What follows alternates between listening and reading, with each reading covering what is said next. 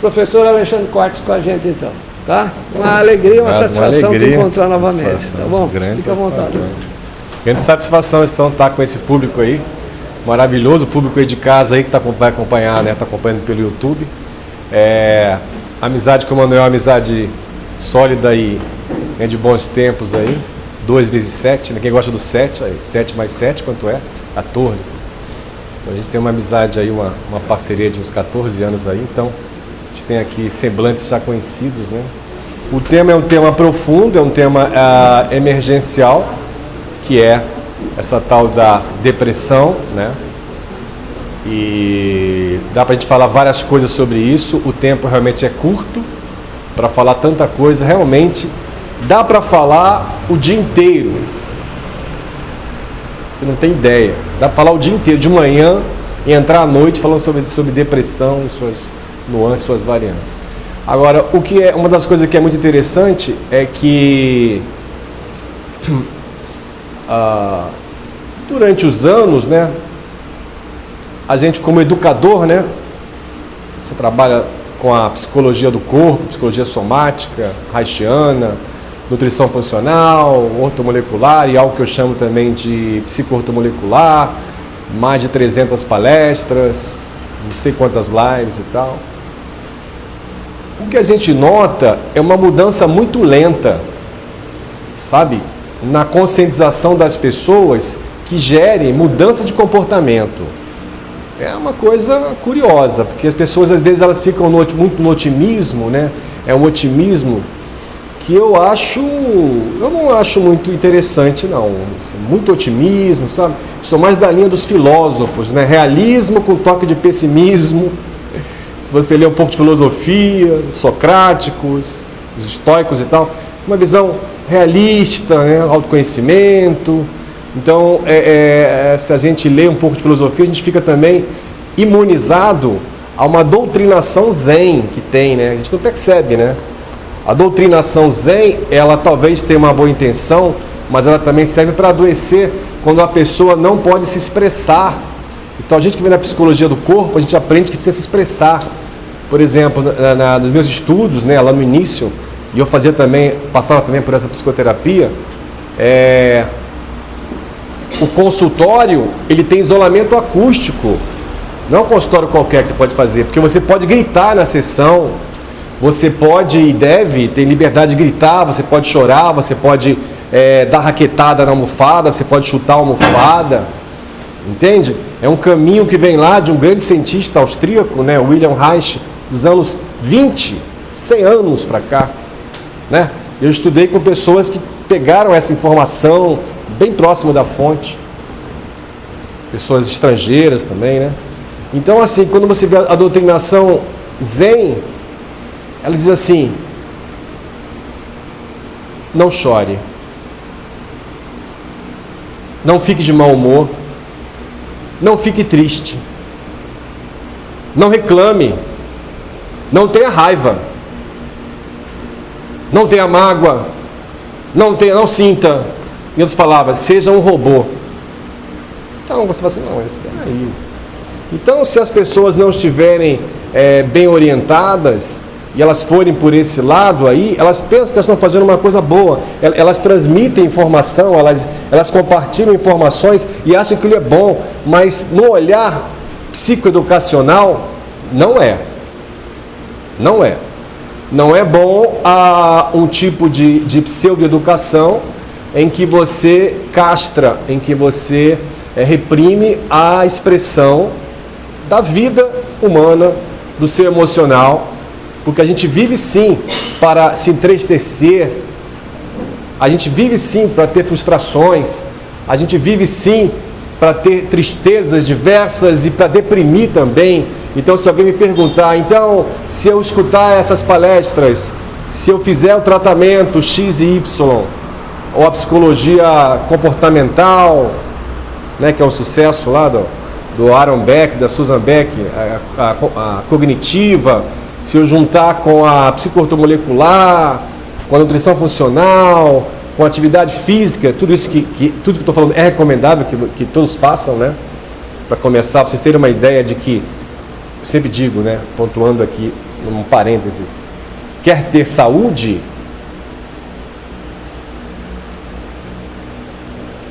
prepare-se para ter trabalho, para ter tempo para você, para desfazer mal-entendidos sobre saúde. Porque estamos falando de algo prático e algo que nós temos que ter cuidado quando a gente coloca muito a saúde nas mãos de um ser sobrenatural ou dos seres sobrenaturais também, né? Porque se for escutar alguma mensagem do ser sobrenatural, ele vai dizer: faça muito bem a sua parte. Aí você vai, então tá. Aí vai a pessoa diz: mas eu já faço a minha parte, né? Aí você pode pensar: mas que parte é essa? Aí a pessoa pode dizer: eu faço um exame uma vez por ano, aí tá tudo normal. Aí o médico fala assim: volta ano que vem e vê se alguma coisa piorou. Mas eu tenho várias queixas, doutor. Sim, mas seus exames estão normais, eu posso te dar um sonífero, um ansiolítico, ou dizer para você tirar férias. Então nós escutamos isso há mais de 25 anos. Então você fica pensando: mas o que mudou, né? Mudou, mas o que mudou? Mas o que mudou? Há 25 anos mais nós escutamos isso. Então você tira férias, mas eu estou assim, os seus exames estão normais. Então a gente tem uma problemática importante, que um lado da chamada medicina integrativa, né, que nem sempre é praticada só por médicos, né, ou a medicina corpo-mente, ou a ortomolecular, que pessoas pensam que só o médico pratica, e não, outros profissionais também praticam, saúde, né, com as formações. Então foi se vendo que é preciso um bom investimento em educação, para você tirar dúvidas, porque ser saudável não tem nada a ver com exames normais. Exames normais não esclarecem nada. Os parâmetros dos exames foram feitos com pessoas que não eram saudáveis.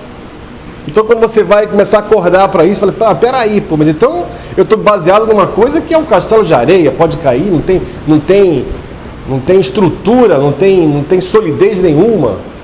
Eu estou me baseando em exames normais, e que se eu voltar o ano que vem, muita coisa acontece. Se eu voltar ano que vem, se estiver pior, aí eu faço alguma coisa, vou tomar um medicamento.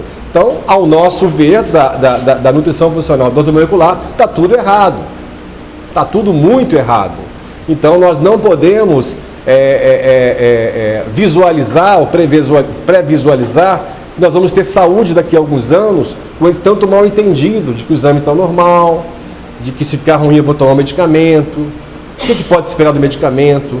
O que pode se esperar da medicina oficial? Tem que ter tudo isso. Então, a depressão, quando ela vem aparecendo, a gente pode fazer uma brincadeira, ou de repente não, né? Que é assim: a depressão é um problema do outro. A depressão vai acontecer com o outro. A depressão vai acontecer com o meu vizinho. Comigo não.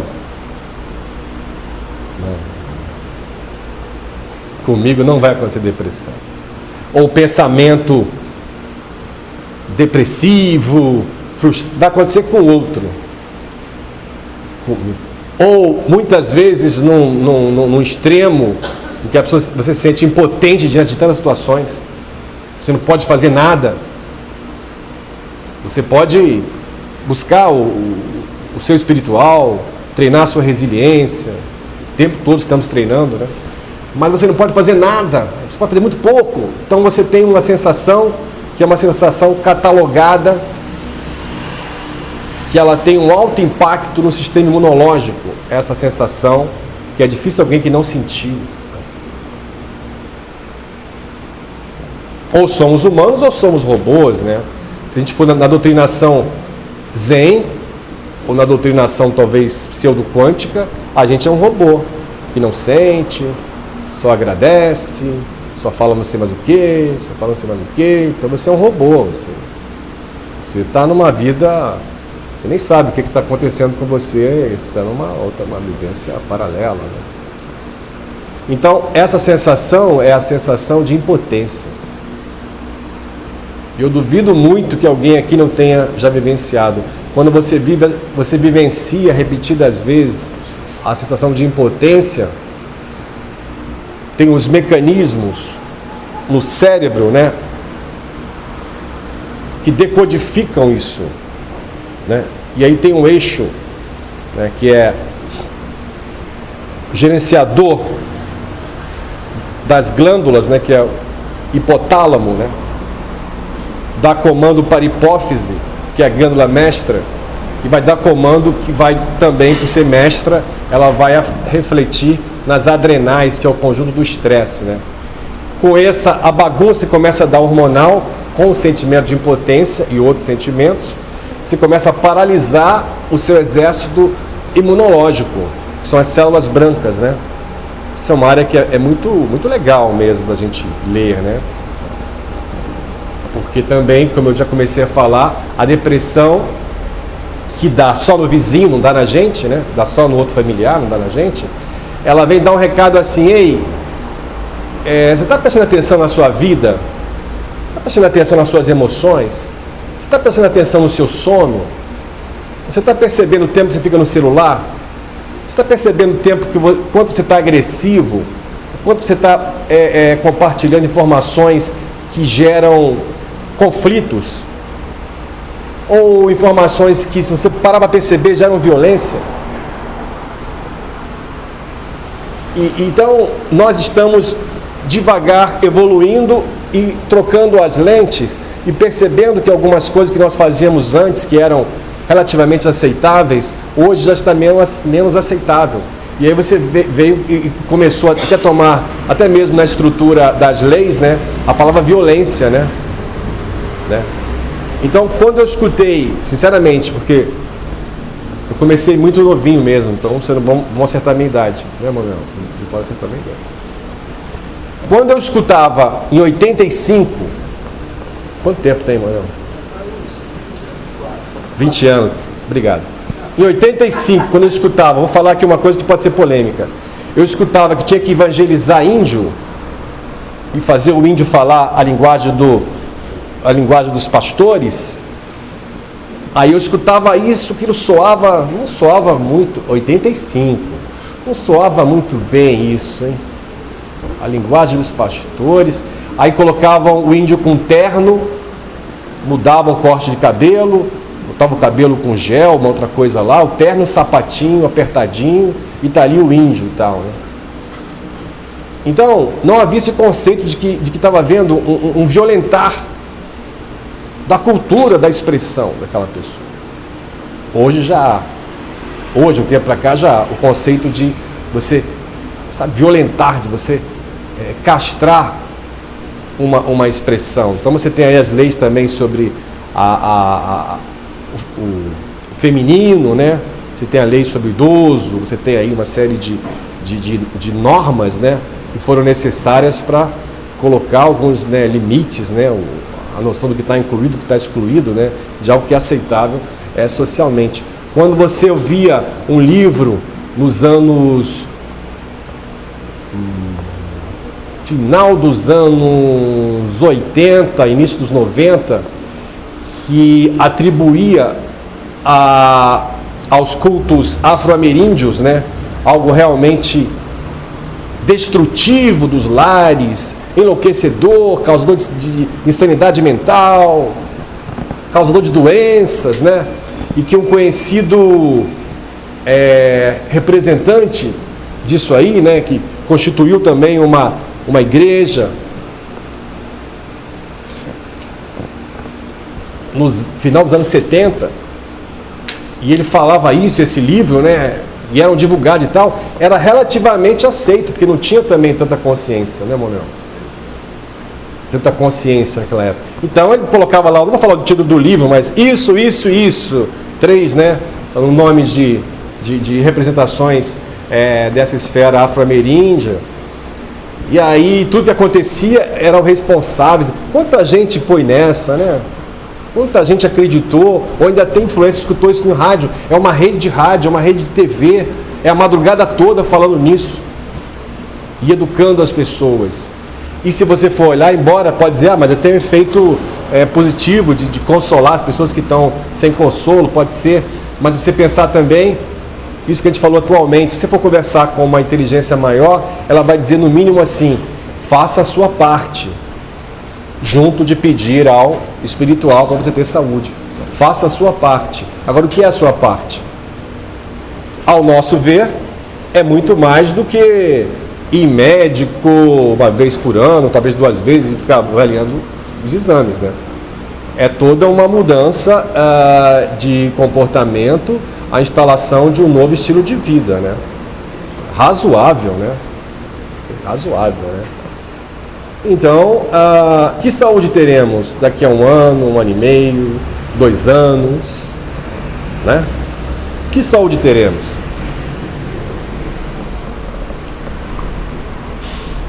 Então, tem pessoas que assistem palestras ou lives ou algum vídeo meu na internet, ela fala assim: pois é, professor, o senhor falou nisso há 3 anos e eu demorei um tempo para pensar, alguma coisa assim, e aí parece que o senhor sabia o que ia acontecer comigo, o senhor falou isso e tudo, né? E nem estava me atendendo em consultório, estava falando assim, né? Para um público que eu nem sabia qual era.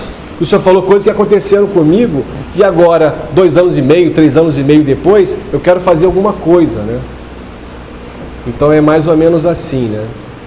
As pessoas escutam uma boa parte, né? Uma parte toma uma iniciativa logo no dia seguinte, ou os próximos 2 dias, faz uma revisão e coloca em ação uma série de coisas. Outra parte deixa aquilo em alguma gaveta do seu cérebro e vai. E vamos com fé em Deus, né? Entende? Então existe muito mal entendido. Falar em mal entendido, é tanto mal entendido quando há mistura de fé, uma visão de fé com saúde, há muito mal entendido, né? Claro, se o profissional de saúde for em alguns ambientes desse, que não é tão livre para falar, e ele falar de uma forma, né, muito contundente, vai haver algum resultado. Pode ser que ele só fale aquela última vez, né?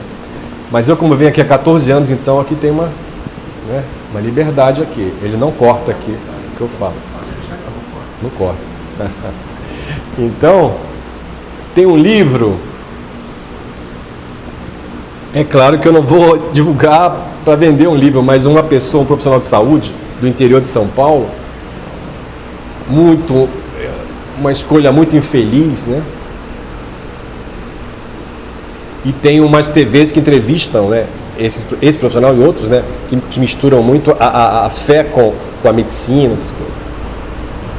E tudo parece lindo. Isso que é interessante. É interessante que a maioria das pessoas ainda não tem um filtro para discernir o que é realmente de praticidade e o que é realmente, né, uma outra coisa que não é prática, uma coisa que vai até acomodar, né? Então, dentro desse parênteses também, a nossa mensagem ela não é de acomodação e não é de consolo. Ela é de incomodação, e que gere movimento, e que gere atitudes, e que gere motivação, e que gere vontade de viver. Então, esse profissional de saúde, ele falou assim, ele colocou um livro, que o título é mais ou menos assim. Olha que título, hein? Olha, eu sei desse livro há uns mais de 15 anos. Quem tem fé em Deus não tem depressão. Puxa vida. Não fui saber quanto que esse livro vendeu, né? Mas assim, é uma coisa assim que, né, bom para gerar um debate, colocar assim numa mesa redonda e dar opiniões e tal. Como que pode isso, né? E então, se as pessoas estiverem dentro, emaranhadas dentro dessa pseudo-educação, tudo vai muito mal, né? Vai muito mal. Ficar colocando a sua responsabilidade de fazer uma série grande de coisas, colocar numa mão de um ser, seja Deus ou que seja outro ser, as coisas vão muito mal, né? Vão muito mal. Então, alerta. A mensagem de alerta, não é de conforto, né? Vai ficar tudo bem, amanhã vai ser melhor. agradeça, agradeça, agradeça, né? Não tenha raiva, não fique triste, não se frustre, né? Essa é a doutrinação Zen. Mas a nossa linha de educação não é essa. Então, quando você tem pessoas fazendo nessa multidão de informações, que cada dia tem mais, né, nas redes sociais, no YouTube, a gente tem que ter um filtro, né? Tem que ter um filtro. Porque quando você coloca e você vai pesquisar alguma coisa, qual é a característica daquela fonte que você está buscando? Entende? Depressão. Uns vão dizer que o medicamento resolve e está tudo bem. Toma medicamento, está tudo bem. Outros vão dizer que é muito mais do que medicamento. E detalhe, outra linha que, detalhe, é pouco acessada, ela vai dizer que a depressão, podemos falar em seguida nos slides, mas eu quero aproveitar que está surgindo aqui as ideias. Outra linha vai dizer que a depressão pouco é modificada com medicamentos. Pouco é modificada para melhor, por medicamentos. Essa é a linha que está crescendo mais e mais. Essa é a linha que está crescendo mais e mais. A depressão pouco é modificada positivamente por medicamento. Que ela é modificada negativamente, sabe-se, né? De algumas formas, sabe-se, né? Pois é. E aí a depressão, ela é também uma consequência, entre outras coisas, porque ela é multifatorial, muitos fatores. Ela tem a ver com um estado de inflamação sistêmico geral do corpo. Então, as pessoas que estão no estilo de vida bastante estressante o tempo todo, o corpo bombando cortisol, ela ficando inchada, dormindo mal, se alimentando muito mal. Dormir, então, é uma coisa inegociável, né? Segundo essas, né, mais descobertas, mais e mais recentes, dormir mal é inegociável. Mas tem gente que quer resolver com Zolpidem, né, que é um remédio que vende muito, né? Zolpidem. E aí diz na bula, que é uma bula que você abre assim, todo é um livro, use no máximo 28 dias. Aí quando você sabe quanto tempo a pessoa está usando Zolpidem, ela raramente vai dizer que está usando há um mês, né? Aí vai variar muito, né? De modo geral, as pessoas ficam inchadas, né? O rosto vai ficando inchado, quase irreconhecível, muitos casos que eu vi, né? Aqui afeta a tireoide também, pode também causar um bócio, um hipotiroidismo e tal. E a pessoa pode ter sonambulismo. É um dos efeitos do Zolpidem, é o sonambulismo, com consequências diversas, previsíveis e imprevisíveis. Você imagina que a pessoa, com o efeito de uma droga dessa, horas depois, pode levantar, abrir o portão, sair de casa, sei lá, tentar, não sei, mexer com uma faca, uma coisa assim. Então, você pensar que um remédio desse causa isso, né? Então, educação é o caminho. Educar-se. O que a gente fala no tratamento? Precisa colocar regras. Saber qual o comprometimento daquela pessoa que está chegando com o tratamento. Tem comprometimento? Qual é? Quer fazer uma experiênciazinha, ver se dá errado? Se dá um pouquinho certo? Então é o seguinte, uma das coisas que nós falamos, porque é muito essencial, você precisa de um tempo para olhar para a sua saúde, que significa olhar para você. São alguns pontos, gente, que não dá para negociar, não dá para você substituir. Entendeu? Porque aí entra a frase que atribuem ao Dalai Lama e tem uma versão também que atribuem ao Lai Ribeiro, um grande professor, um grande médico, que com 50 anos de medicina, que se dedica a ensinar pessoas, ensinar profissionais médicos, nutricionistas, farmacêuticos, as novas medicinas. Tudo com base nutricional. Entende? Então, eles dizem assim, se você não tem tempo para cuidar da sua saúde, você vai ter de qualquer maneira tempo para cuidar da sua doença. Faz sentido para vocês? Quem quiser anotar ou gravar, fica à vontade. Se você não tiver tempo para a sua saúde, entendendo-se o que é saúde, não tem a ver com fazer exames uma vez por ano e achar que está normal, tá? E tudo bem, esperar alguma coisa piorar para tomar medicamento, não tem a ver com isso. Se você não tem tempo para cuidar da sua saúde, você vai ter tempo para cuidar da sua doença. Isso. Então, aí tem uma outra frase assim, a pessoa usou tanto a vida, atropelou toda a ordem das coisas para adquirir dinheiro, ou que seja, ou patrimônios, quando ela chegar num ponto que ela entende que ela tem que usufruir daquilo, ela não tem saúde mais para usufruir daquilo. Faz sentido? Já viram gente em situação assim? Né? Que depois que tem já um tanto de patrimônio ou de um caixa, não tem saúde mais para usufruir daquilo. Muito comum.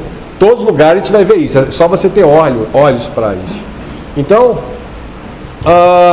aí me perguntaram, mas o doutor... Inclusive, alguns jornalistas, né, que eu me entrevisto, eles aproveitam e já pegam uma consulta. É normal. Às vezes no ar, né? No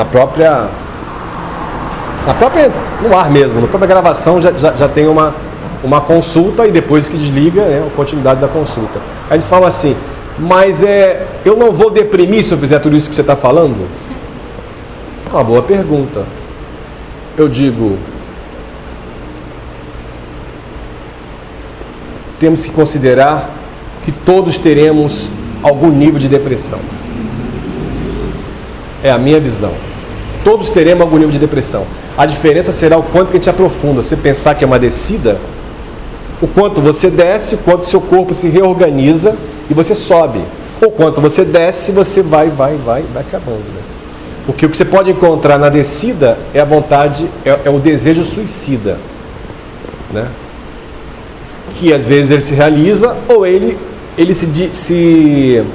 se mostra de uma outra forma suicida, né? Tem muitas pessoas que têm comportamento suicida que a família não reconhece, os amigos não reconhecem, não sabe reconhecer que aquele comportamento é suicida, que aquilo vem de uma história depressiva.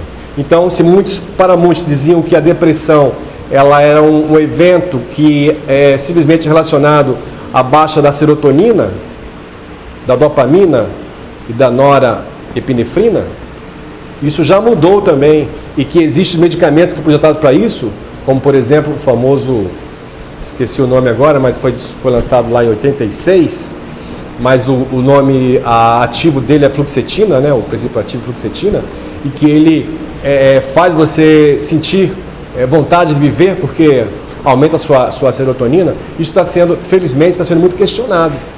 Né? Então, no nosso estudo ortomolecular e da psicoortomolecular, a gente raciocina com substâncias que formam dentro do corpo esses neurohormônios. Então, eu acho muito lógico. Só que cada dia que se estuda vai ficando mais complexo. Então, se o médico que a gente vai não conhece de ortomolecular, ele não pode dar opinião. Ele tem que se reservar e dizer o seguinte: eu desconheço essa técnica ou essa medicina, eu não tenho opinião. Porque se você não conhece sobre algo, você não tem opinião, você tem no máximo uma impressão, né? Então, se o seu médico não conhece sobre isso, ele não tem realmente uma opinião. Se ele não estudou isso, ele não tem opinião. Se ele não prescreveu e viu o resultado, indo e vindo, ele não tem opinião sobre isso. Então, tem mínima importância o que uma pessoa que não conhece fala sobre aquilo, concorda? Tem mínima importância. Então, por um lado, as pessoas não querem ter trabalho. Aí já começa esse erro mesmo dessa falta de uma educação favorável à saúde. Do outro lado, alguns profissionais não querem aprofundar. Então, nessa área, por exemplo, da nutrição funcional e da ortomolecular, você não para de estudar, é desafiador. É desafiador, entende?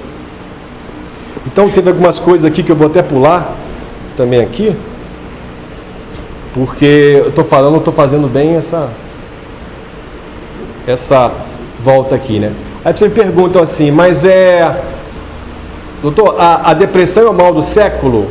Eu digo assim, olha, eu acho que é o segundo mal do século. E qual é o primeiro? O chamado estresse. Né?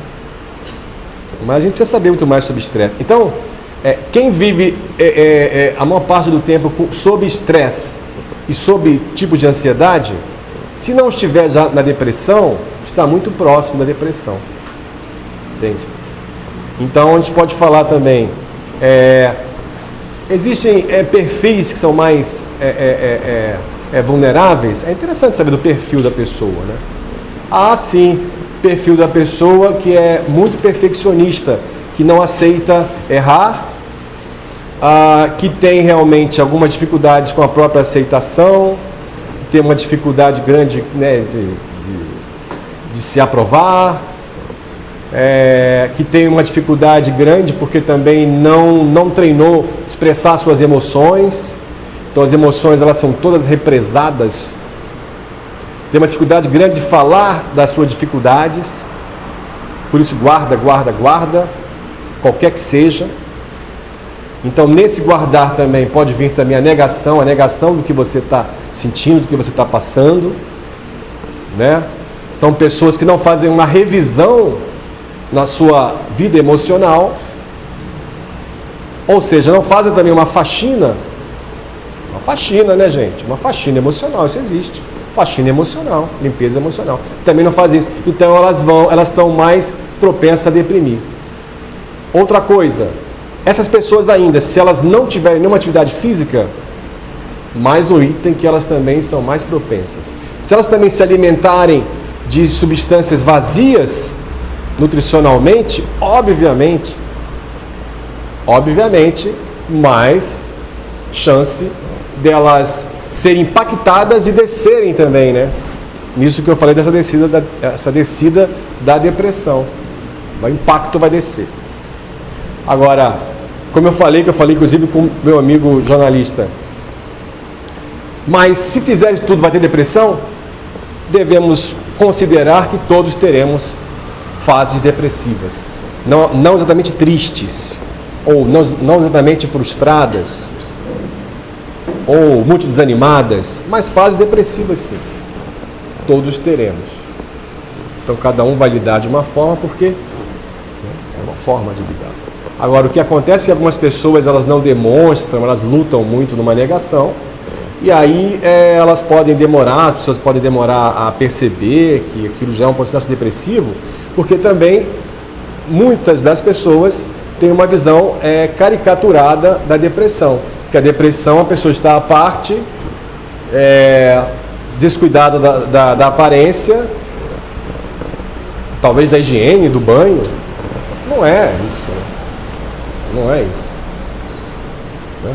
A depressão ela está também presente entre os líderes, né?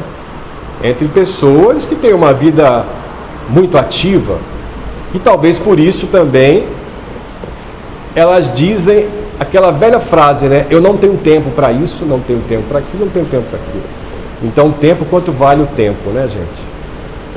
Então, a gente tem que lembrar, às vezes, fazer umas postagens, que a gente não sabe nem quem é que está vendo as postagens também ultimamente, né? Ou os vídeos curtos, né? E dizer assim, o tempo, você não pode ficar usando tudo, essa muleta do tempo, dizendo que o tempo, você não tem tempo, porque isso tudo, porque tem alguma coisa, além do tempo acelerado, compacto que nós estamos vivendo, que das causas é atribuída à ressonância Schumann, né? Mudança do eixo da Terra, do ângulo, e aí mudou o relógio, tudo. Além disso, a gente não pode ficar usando esse pretexto de que não tem tempo e colocar a sua saúde nessa história, porque lembrando, né, quem não tem tempo para a saúde vai conseguir tempo de qualquer maneira para a doença. Né? Então, para continuar sendo sincero, cuidar da saúde dá trabalho. Né? E eu acho que, eu entendo, né, que há um tempo atrás as pessoas falavam alguma coisa e o público aceitava. Hoje o público está devagar, mas ele está mais seleto. Então, se uma pessoa que aparentemente não faz atividade física nenhuma, falar para ela, olha, como é seu nome?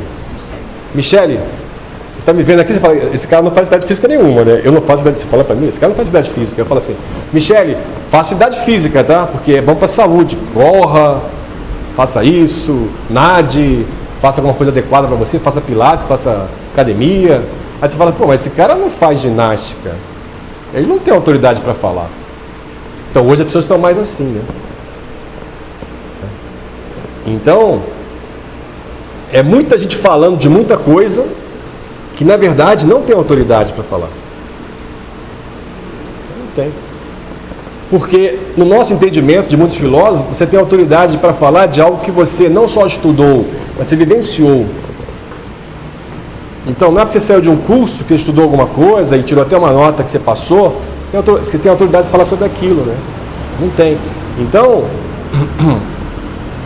para falar também sobre depressão, eu diria também que é necessário ter vivido algumas dessas experiências, não só ver a sua volta, porque outra frase também bem direta é o seguinte: na prática a teoria é bem outra. Tá bom? Tá bom para vocês? Serve para tudo, gente. Na prática a teoria é bem outra. Você pega lá um livro lá de nutrição, poxa, vai acontecer isso, isso e aquilo. Na prática a teoria é outra. Você pega um livro de outra coisa, você pega um livro de uma medicina X lá, na prática é outra coisa. Você pega um livro de homeopatia, isso vai acontecer, na prática é outra coisa. Entendeu? Então, o que tem que falar para o público escolha muito bem quem você está ouvindo, observe o tanto de coerência dessas pessoas, o tanto de autoridade dessas pessoas. Entendeu? Então, por exemplo, seguindo até mesmo o pessoal que eu gosto muito, que é o Luiz Felipe Pondé, me deu aula também, o filósofo, ele fala assim, na verdade, indo mais fundo, quem tem autoridade para falar assim, olha, saia do álcool, você é alcoólatra, saia do álcool, é quem esteve no álcool e saiu do álcool, tá bom para você? Quem tem autoridade assim, saia da cocaína, saia da heroína, é quem conhece disso, que também desceu lá no fundo do poço e subiu de volta, tá bom para você? Então essa ideia de autoridade precisa estar sendo revista, precisa ser revista, não é quem estudou lá, entendeu? Então quando eu chego, por exemplo, num local de recuperação, de droga-dependência, né? Eu tenho que falar isso. Embora eu não tenha a experiência de ter saído de um alcoolismo e tal, mas tem um convívio, né? Entre drogas e álcool também familiar. E que me dá alguma autoridade. Mas não é uma coisa que a autoridade que foi passada num curso, numa faculdade. Isso não dá autoridade. Então os tempos estão mudando muito, gente. Então o estresse é isso, no resultado do homem criar com seus atos uma civilização insuportável às necessidades de bem-estar e harmonia com o próximo meio ambiente. Talvez quando você pensa em estresse, você não pensa que o celular perto de você causa estresse eletromagnético. Você não pensou nisso. Você não pensou, eu vou dar uma passadinha rápida, que é importante, hein? Estou resumindo e vou pular um monte de slide. Você não pensou que o produto de limpeza, que são derivados de benzeno, que muitas pessoas gostam muito, ficam passando para lá e para cá, com vários nomes, as marcas famosas e tal, que ele destrói o seu cérebro, né, quando se aspira. São solventes, né? Você não pensou que o seu cérebro é mais de 60% de gordura, de ácidos graxos, né? Constituído por ômegas 3, 6, 9 e outros? E quando você inala derivados petroquímicos, acetona, removedor de outra coisa, limpa vidro e outra coisa, e aquilo não tem uma máscara e aquilo ali vai destruindo o teu cérebro, e são destruições irreversíveis e progressivas. Você não pensou nisso. Você não pensou. Você não pensou também que a tinta de cabelo também causa também uma série de influência, e tem também metais pesados na tinta de cabelo também, né? Entre elas o chumbo, né? E o chumbo e outras substâncias, elas vão lá causar erros na transcrição do DNA. Você não pensou nisso. Você não pensou que você mora em um prédio que tem um estresse do próprio prédio energético do prédio. Você não pensou também nisso. Isso é uma coisa que é falada, né? Por que será que eu não gosto de morar em prédio há muitos anos? Por que será? Não estou vendendo nada, não estou vendendo casa, mas poderia vender também. Por que eu não gosto de prédio? Eu não gosto de prédio, opinião minha, Alexandre Quartzo, não gosto de prédio. Eu acho que é saudável morar em casa. Na casa você tem menos chance de um estresse, porque você está dividindo aqui por um andar. Quando você dorme, tudo está misturado, seja de dia. Se dormir de tarde, então, vai saber, né? A viagem você vai fazer. Dormir à noite, vai fazer também várias viagens, vai ser uma história. Então, assim, quem tem alguma sensibilidade percebe que aonde dorme, o lugar diferente, faz diferença grande como que acorda. É melhor ter sensibilidade, viu, gente? Do que falar assim, eu não sinto nada. Né, Marão? É melhor sentir. É melhor sentir. Eu dormi mal, então não vou dormir lá de novo. Eu dormi mal, acordei péssimo, estou pesado, estou estranho, estou com um nó no peito. Nossa, parecendo velho. Hoje eu acordei parecendo velho. Dormi mal. Então perceba que você dormiu. Aí você não... Agora você não sente nada, é um problema.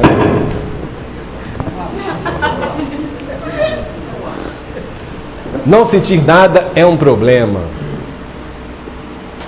Ter exames normais e esperar também as coisas piorarem é outro problema. Então, existe um estresse que poderia dizer também, poderia classificar dentro desse estresse dos prédios, estresse geopático. E tem estudos. Em 2004, tinha aula de um engenheiro estudando isso, um engenheiro italiano, em congresso de ortomolecular. Nossa, mas o que é isso? Estresse geopático. Casas que adoecem, moradias que adoecem. E essa interferência de campo, né? Porque você mora aqui, vamos ver que é um prédio, você tem um tipo de harmonia. Embaixo tem uma péssima harmonia, no andar de baixo. De cima tem uma péssima harmonia. E aí? E aí está lidando com isso, não dá para entregar para Deus, né? Tem que ver o que você vai fazer, né? Porque tudo tem influência. Entendeu? Então nós temos tudo isso é estresse, gente. É o celular, é isso aqui e tudo. Então, claro, eu uso celular, mas eu durmo do celular. O celular deve ser desligado de noite. É diferente o modo avião, continua ainda uma radiação, segundo alguns estudos. Então é importante desligar o celular e ligar de manhã. E o celular, seja avião ou não, ele está a mais de 2 metros da cama, né?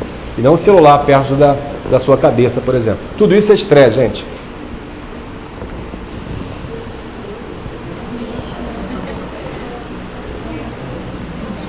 O celular deu uma incomodada aí, né?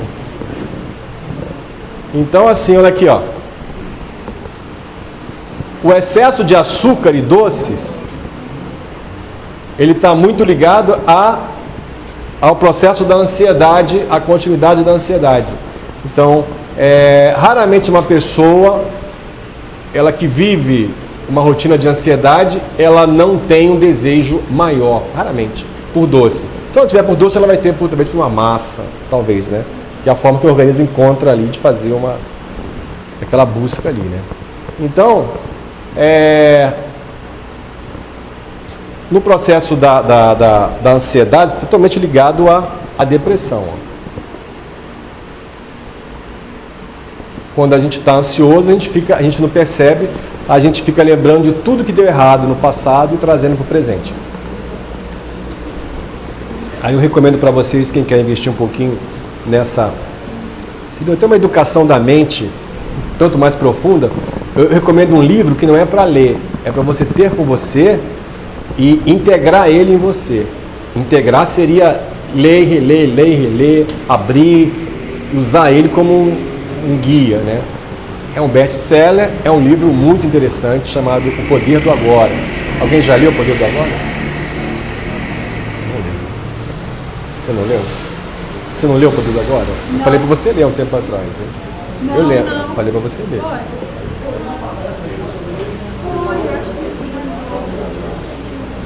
Eu falei, qual é seu nome? Madalena é também aqui habituê. Tem tempo aqui. Eu falei, leia o Poder do Agora.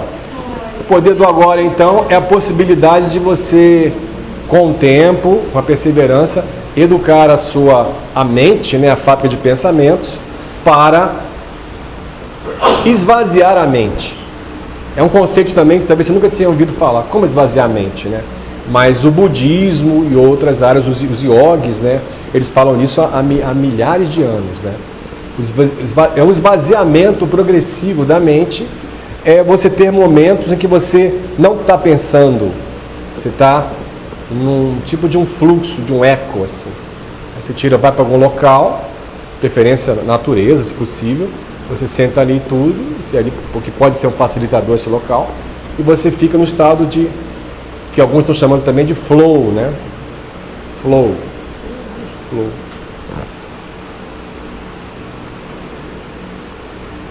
Aí a sua mente, ela quer movimentar, a mente que eu digo no aspecto teimoso, né? Ou negativo, ela quer ter mais e dizer assim, mas que silêncio é esse? Coisa estranha, não estou acostumado.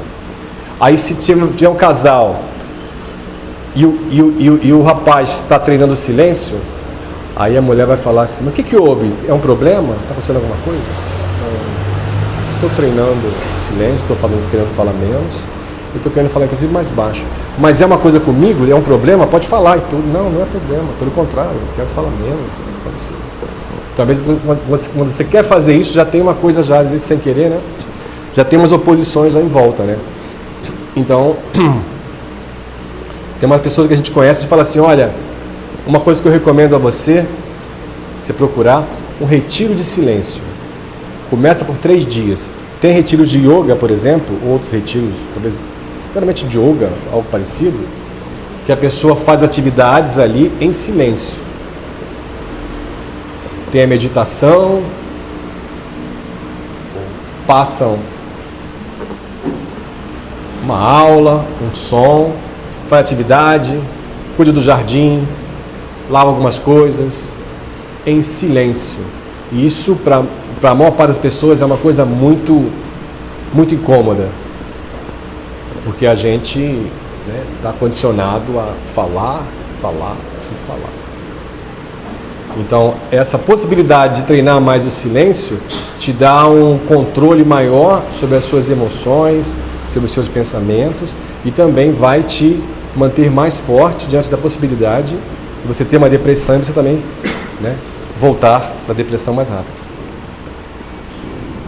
Aqui a gente tem assim o fator da depressão, fatores que pesam, né, no acontecimento da depressão. Tem fatores que pesam, né? Geralmente são fatores traumáticos, né? Então, como eu te falei que a gente vai ter depressão, algumas na vida, né? Tem que ter sido aqui, ó. Perda de cônjuges são familiares, ó, pessoas próximas, ó. Doença grave na família, problema econômico, empresarial, problema de emprego, né? Algumas pessoas reagem muito mal à mudança de país, de estado. Nos relacionamentos, os conflitos também levam à depressão. A interrupção de gravidez, né, aborto, acidente de trânsito, com violência ou não, né, e as limitações do envelhecimento, isso porque são fatores traumáticos, né. Mas nós temos aqui fatores ambientais, como eu te falei da radiação eletromagnética que ninguém fala, né, tá? E outro fator muito importante aqui, ó, má interação, intoxicação medicamentosa, né? Se você vê muitas bulas de medicamentos para o sistema nervoso, o efeito colateral dele, depois de um tempo, é deixar a pessoa depressiva, né? Então, o que faz diferença? Se uma pessoa está melhor informada, ela está lendo bastante, acompanhando aulas, dedicando tempo para a saúde dela, ela vai ter uma maior autonomia quando ela tiver esses cruzamentos na vida dela. Vai ficar mais fácil dela fazer uma escolha. Senão, ela diz assim, não, eu não leio sobre isso, isso é um perfil, né? Eu não leio sobre isso, isso é assunto para médico. Aí se a pessoa que pensa assim, ela continua pensando assim, ela fica a parte das suas próprias decisões, porque quem decide, de repente, ela acha que não é ela, né? Ela segue o médico. E um pequeno parêntese, falando isso realmente muito comovido, tem pessoas que chegam pra gente, ou que conhecem, que se afastam do tratamento e voltam, né? E que lá atrás estavam tomando um medicamento, melhoraram, depois ficaram longe do tratamento ortomolecular, pioraram, e voltam tomando 4, 5 medicamentos. E, falando bem resumidamente, às vezes você olha a pessoa, ela já está irreconhecível.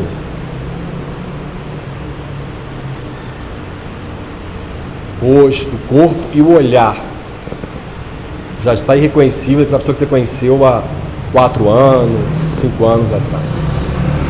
Então, tudo isso pesa sobre o quê? Quanto que a pessoa está olhando para a saúde dela, quanto que ela está investindo em educação, né?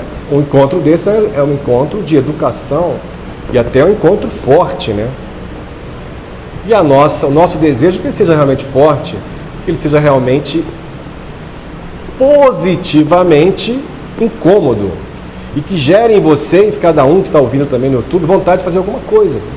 Eu vou ler algumas coisas, eu vou mudar meu estilo de vida, eu vou incluir atividade física. E uma coisa que a gente coloca também na nossa educação de pronto já, até mesmo antes da pessoa começar o tratamento, é uma coisa relativamente simples, mas que as pessoas elas embarcam, derrapam nesse óleo. É simples, é o seguinte: tudo que eu posso fazer, tudo ou quase tudo que eu posso fazer hoje, eu não vou deixar para amanhã. Ou você entende ou você não entende. Que não tem muito o que explicar. O que eu posso fazer hoje, eu não deixo. Eu faço tudo para amanhã. Só se é uma coisa que eu estou complementando, então quase tudo eu não deixo para amanhã. Então isso que eu ensino para as pessoas, ou procuro ensinar para quem quer também aprender. Não deixo. Nisso que acontece as coisas mais importantes, começam com pequenas coisas. Então muita gente ia começar um tratamento, ia fazer uma coisa importante, ia entrar num curso, ia de repente entrar numa nova carreira, e a deixou para amanhã. E o amanhã acontece muita coisa em 15 horas, 24 horas. Né?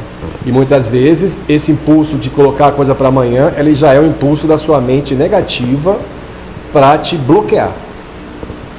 E o que você pode fazer é utilizar as informações e dizer assim, não, eu vou fazer isso hoje. Não quero fazer amanhã. Vou fazer isso hoje. Então, a pessoa também pessoa que já tem esse traço, já tem mesmo. E o depressivo, em vários estágios, ele tem muito esse traço. Deixar para amanhã. E é como se escutasse aquela vozinha. Deixa para amanhã e deixa como está, porque a gente vai acostumando como está, né? Então, uma pessoa que não faz atividade física, para você estimular ela fazer atividade física também, às vezes é muito difícil. Porque ela está parada e está escutando essa voz. Deixa assim, vai doer. A pessoa vai doer se fizer atividade física. Vai dar isso, vai dar aquilo, vai o quê? Eu não tenho tempo. Então, a gente tem de sobra, né? Motivos para deixar tudo como está. Temos de sobra motivo sim.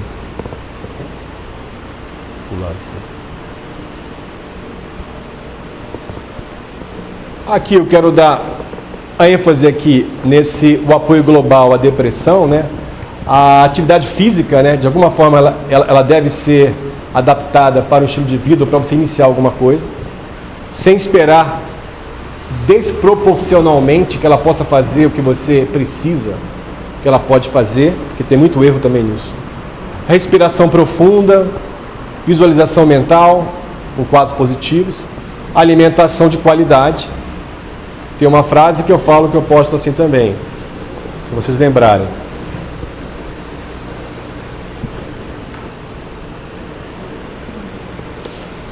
Longe de qualquer radicalismo. Se você não tem 30 minutos de manhã para providenciar a sua alimentação,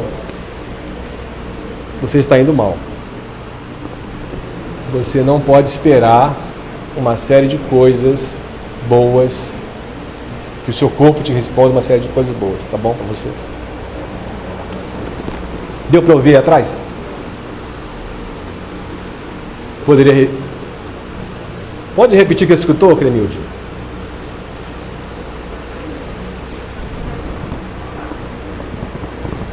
Vou repetir então.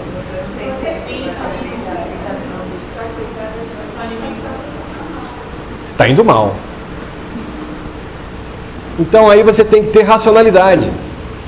Por isso que não pode entrar fé, ficar botando fé nisso, fé naquilo, ou adquirir um livro desse que fala que quem tem fé em Deus não deprime. Tem tanta gente aí com tanta fé, não tem nada a ver isso. Entende? Então, se você... Atenção a si mesmo. Se você não tem 30 minutos, então assim. Então, o que, por exemplo, eu faço de manhã, de um dia, eu posso mudar, mas o dia que eu vou fazer o lanche da manhã, porque tem dia que eu faço jejum intermitente, como só até 7 horas, 8 horas da noite, não sei o que eu vou comer, como alguma coisa. Tomo água e chá, acordo, fico em jejum, faço algumas coisas em casa, vou caminhar ou pedalar. Porque o meu estilo de vida é assim. Então eu vou caminhar em jejum, para que em jejum e com atividade física o meu corpo possa se reorganizar. Porque eu posso ficar em jejum parado também, mas é melhor ficar em jejum em movimento. Então o meu corpo nesse jejum, ele vai fazer algo que foi prêmio Nobel de medicina descoberto no japonês. Ele vai fazer a autofagia. É um processo em que que o teu sistema vai coletar vários lixos e vai encaminhar. Ele vai fazer. Deixa eu passar aqui um scanner aqui, encontrar vários lixos que eu vou eliminar. Então tem esse processo no jejum intermitente da autofagia. Pesquisem sobre jejum intermitente para ver se isso é apropriado para você ou não. Se você coloca então grãos logo na sua manhã, variedade, vontade, semente de linhaça, quinoa, aveia com certeza, germe de trigo, amaranto, essa variedade, diversidade, inclusive aumentar essas lojas, né, na cidade. Então você está indo bem, porque isso vai influenciar, claro, no seu sangue, no seu cérebro, no seu pensamento, você vai pensar melhor. Agora, se você simplesmente dá justificativas ou desculpas para não começar um estilo de vida, você já sabe então o que está acontecendo, já sabe também o resultado também disso. Então essas intervenções educativas de palestras como essa são realmente para você ver, mostrar que tem uma porta para você incluir novos estilos de vida, né? Então, uma outra coisa que estão falando muito é da depressão, que não está nem aqui e tudo. Além da suplementação, importantíssima, é algo que é mais complexo, tem que falar muito rápido mesmo, que é a qualidade das funções intestinais, né? O intestino já tem há mais de 20 anos o status de segundo cérebro, e ele tem uma influência, um comando muito maior do que se sonhava ou que se aprendeu em faculdade. Em faculdade ninguém aprendeu isso sobre isso, longe disso. Na faculdade de medicina não aprenderam isso. Então tem uma complexidade de coisas sobre o intestino, né? Que explica, problemas intestinais explicam uma diversidade de doenças que as pessoas nem, pela via mais antiga, nem supõem que né? Então você tem uma situação, estamos acabando já, de uma permeabilidade intestinal. Coisa assim, complexa, né? Em que o intestino vai ficando tão irritado que o tecido ele vai se rompendo, né? E ele não consegue conter as substâncias que ele foi projetado para manter ali e não ter contato com outro órgão ou mesmo com a corrente sanguínea, né? Uma coisa complicada. Então, usando um ditado popular muito simples, né? A gente continua adoecendo pela boca mesmo, né? E as pessoas que vão adoecer mais são as pessoas que dizem que elas têm a síndrome da Gabriela, né? Conhece a síndrome da Gabriela? Que é uma coisa mais antiga. É muito antigo, talvez eu fosse muito pequeno. Então não vão tentar adivinhar a minha idade. Eu nasci assim, eu cresci assim, eu vou ser sempre assim. As pessoas que repetem, praticam isso, elas são pessoas estão mais no alvo de adoecerem. Então perceba se você não passa pelo seu cérebro, né, essa fita da síndrome da Gabriela. Pessoas que não querem mudar, elas são muito mais vulneráveis a todas as problemáticas possíveis. Visite hospitais, dedique um pouco do seu tempo para visitar hospitais, obras sociais, asilos, orfanatos, ofereça-se como voluntário. Veja se você tem 1 ou 2 horas por semana para fazer alguma coisa parecida. Com isso, você vai aprender bastante com isso, acompanhando pessoas, vendo-se, tendo uma outra percepção de fraternidade, de irmandade com aquele que você não conhece, que você nunca viu, e que está numa situação de sofrimento, e que algo diz para você para não chegar perto daquela pessoa. Não, tem sofrimento, não quero ver sofrimento. Mas é recomendável você olhar o sofrimento, sim, do outro. Se puder escutar alguma coisa, se puder colaborar de alguma forma, é muito recomendável para a sua saúde mental, para a sua saúde física. Isso vai te fortalecer mais do que você pode imaginar. Então, acompanhe, vai lá conhecer o sofrimento das pessoas, dedica lá 1 ou 2 horas por semana e depois me conta. Escreve lá no Instagram, Ali Quartzo, escreve no Facebook, manda lá um message. Vou colocar aqui no final aqui, vou pular aqui. O telefone que quiser anotar. Falei que eu tinha que pular mesmo, tá aqui o telefone que quiser anotar. Coloque em prática isso. A nossa função foi realmente, né, desempenhada essa tarefa. Agradeço muitíssimo a oportunidade. A gente fala aqui nem nota, né? Oportunidade do Manuel Lopes, grande incentivador cultural, promotor cultural, né? Divulgando muitas informações maravilhosas para todo o planeta, né? Através da web. Tá bom, gente? Então ficamos por aqui. Acompanhe no YouTube, comente lá o vídeo. Se gostou, passe para os amigos. Se não gostou, passe para aquela pessoa bem chata e fala assim: assiste isso aí, toma esse vídeo. Um abraço para você, tchau.